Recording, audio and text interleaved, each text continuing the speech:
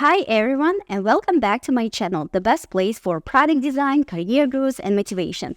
And in today's video, I'm going to show you my day as UX UI designer in San Francisco Bay Area using Vision Pro.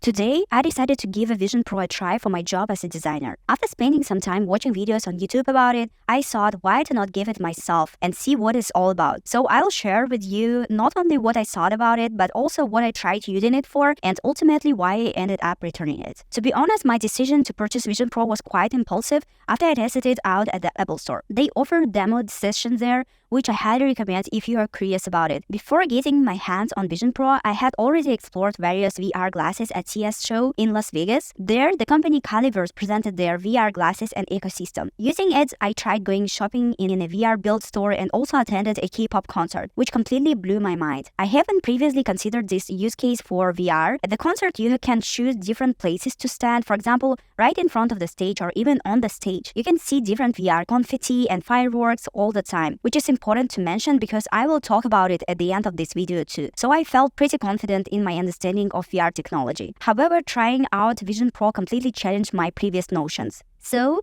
did it end up changing my mind? Let's delve into the details of my experience and see where it led me. Testing Vision Pro at work. Fortunately, I decided to try out Vision Pro during my holidays, knowing it might take some time to get accustomed to it and understand how to set it up for my work. I'm glad I made that decision because it did indeed take a while to configure it out. After this initial stress of setting it up, I started to experience a slight headache, which I initially thought was just due to my stress, but that turned out not to be the case. I'll discuss this more in the cons section at the end of this video. Functionality and user experience.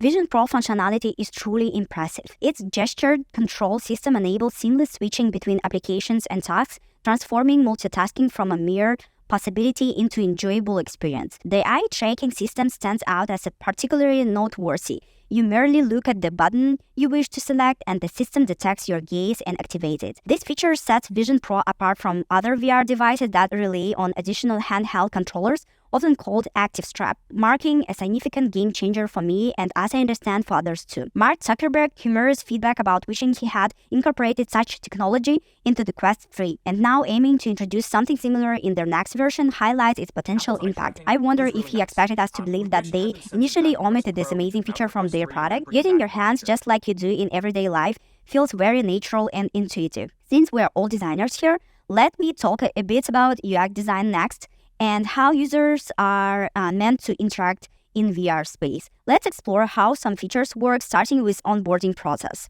Setting up the Apple Vision Pro is as easy as setting up an AirTag or an iPhone. You simply put the Vision Pro on your face and it guides you through the setup process with the step-by-step instructions. To calibrate it for your eyes and hands for more accurate tracking, it asks you to follow dots on the screen accompanied by a simple melody. Apple has made the interface super simple with just a couple of lines of text for instructions, icons, and dots. It's designed so you can't easily make a mistake. Controls. When I started using the Vision Pro, I was super surprised to not see any controls around me at all. As a UX UI designer, I get used to design at least basic components and CTA on the page, but here you can see nothing, just pure experience. So how Apple solved this problem? Apparently, to trigger a controller was super easy. You just need to watch from any environment up and then small down chevron will appear in front of your eyes. When you look at that chevron and tap on it, you can open a control center almost similar that we get used to see on our MacBooks and iPhones.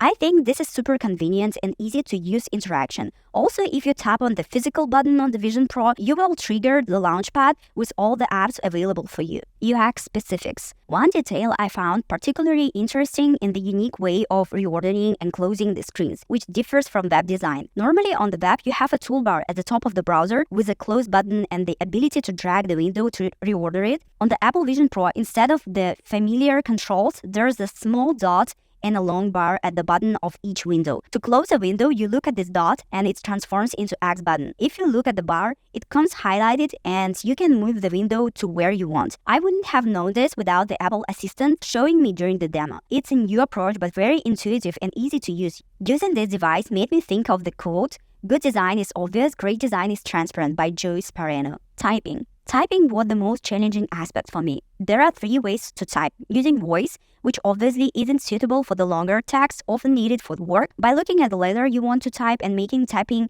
gesture with your fingers, which I found quite difficult. The eye tracking often struggles to accurately detect where I was looking, leading to many mistakes and causing me to lose track of what I wanted to type. The third option is to bring the keyboard closer and type on it as it is the physical keyboard. This method is the most comfortable, but even then I found it hard to type anything. I also tried to connect my laptop to type with my physical keyboard, but the experience was still different and odd. Honestly, this was one of the main reasons I decided to return the device. As a UX designer, I need to produce a lot of documentation, manage Jira tickets, and use email and Slack, but all these forms of communication felt almost inaccessible due to the typing difficulties on the Vision Pro. I wish they had devoted more time to making it more user-friendly, but unfortunately that's not the case at the moment. So now I want to share all the use cases I tried and the ones I think could be useful for a UX UI designer. Please let me know in the comments below if you would have tried something different if you were in my shoes. Working with multiple monitors. My main goal was to use the Vision Pro with multiple monitors. I watched a few YouTube videos about it and was really impressed. As a UX UI designer, I use 3 physical screens daily, but that's still not enough for me.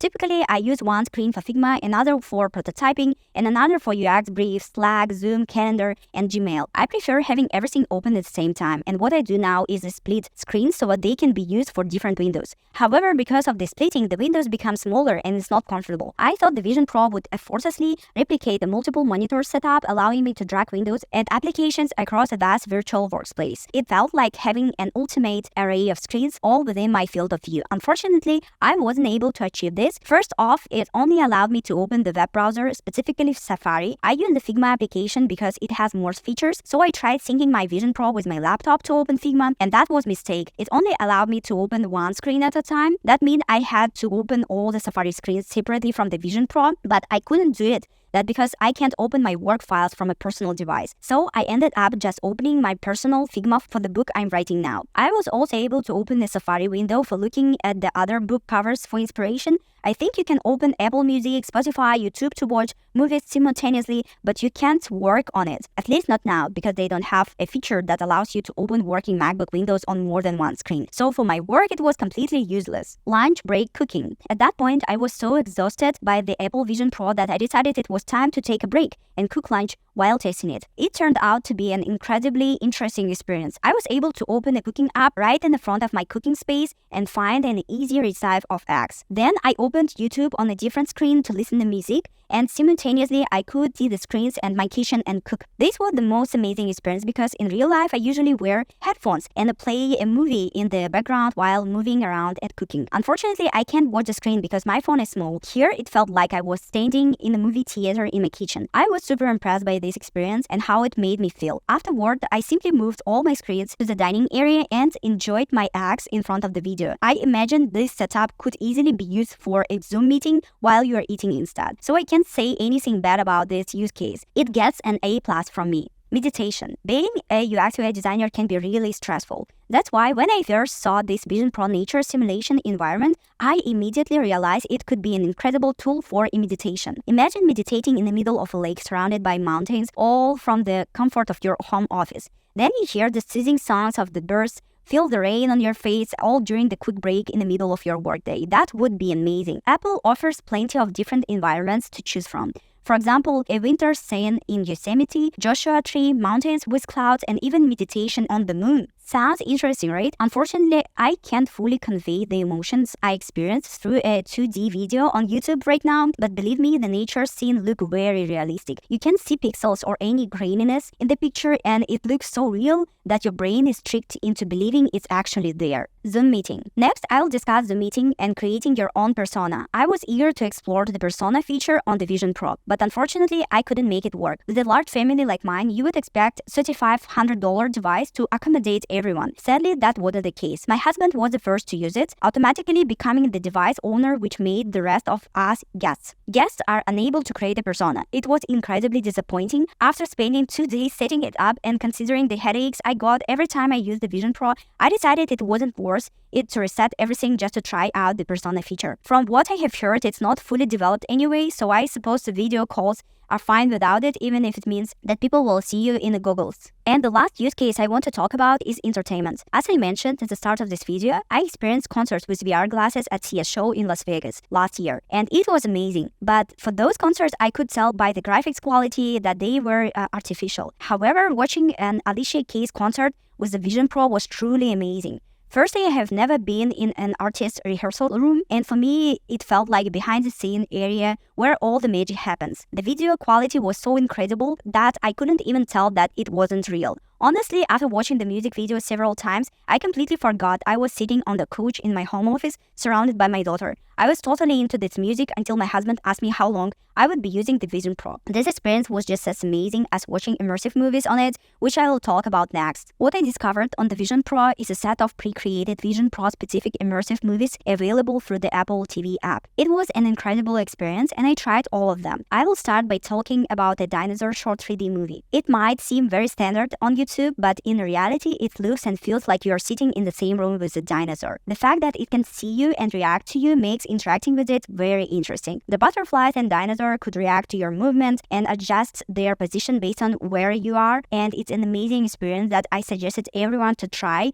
at least once. Advantages of Vision Pro for designers. First, now I will share my honest opinion about using Vision Pro for UX/UI designers, starting with the pros. I recommend all designers at least try this new experience, as it offers a completely novel user experience. The quality of design, the unique UX components, and interactions are all new and totally impressive. I believe that gaining new knowledge can only improve our lives. Second, if you are really into movies and love watching them at home, this could become your favorite device. Instead of buying a large TV, you can expand your virtual screen at home and watch incredibly realistic movies. Unfortunately, for this release, I would say those are the main reasons to consider buying it. Now, let's talk about the cons that were real deal breakers for me as a UX/UI designer. As I mentioned earlier, and it might just be me being particularly sensitive, but after using this device for several hours each day, I started to experience significant headaches, which disappeared when I stopped using it. For me, this is the most significant downside compared to the pros mentioned above. Secondly, the technical restriction that limits extending my laptop screen to only one virtual screen is ridiculous. I would love to use my laptop to open all my screens from it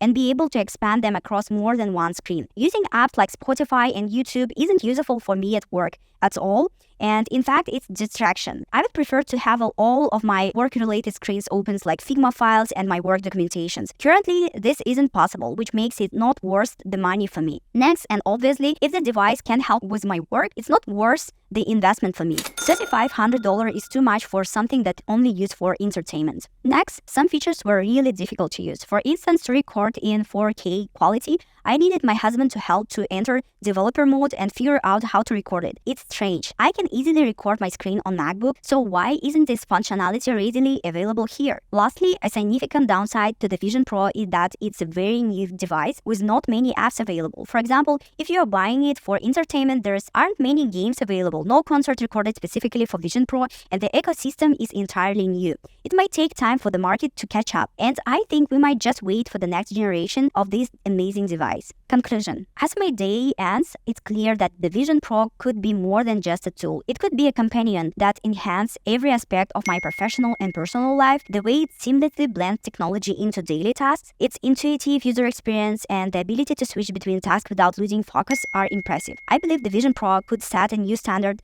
for interacting with the technology in the future, whether it's boosting productivity at work, making daily tasks more enjoyable, or providing moments of relaxation. The Vision Pro offers a glimpse into the future of digital interaction. As a UX/UI designer, I am really excited about the potential it represents for the future. Thanks for joining me on this journey with the Vision Pro. If you like this video, don't forget to hit the like and share button, subscribe to my channel for more insights into how technology is shaping our world. Until the next time, keep designing your life with innovation. Thank you and goodbye.